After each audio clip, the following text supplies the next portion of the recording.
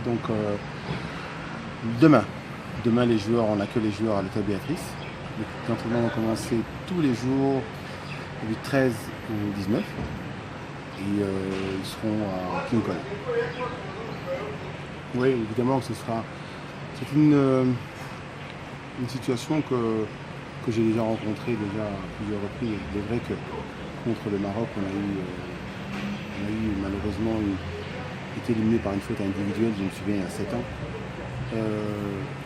Les U20 congolais contre le Maroc ont toujours bien presté, ils ont parfois gagné, parfois battu, comme nous d'ailleurs.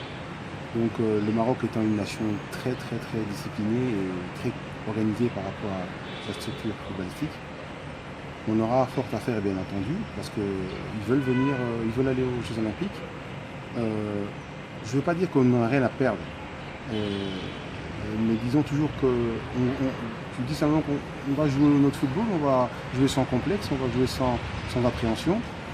On va essayer de laisser la pression de côté. La pression, je pense plutôt qu'elle appartient aux favoris, papier le Maroc, bien qu'ils viennent jouer chez nous. Je ne pense pas qu'on sera embêté par autre mesure. On va jouer normalement.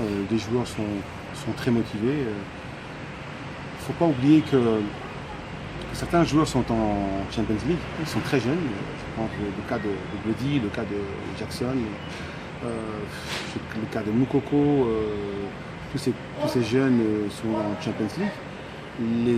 Les nôtres qui sont en Europe jouent en première division, souvent en première division, c'est pas des U21 ou qui sont dans les clubs B.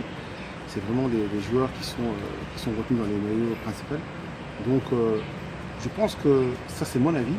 C'est sensiblement équilibré et on a toutes nos chances.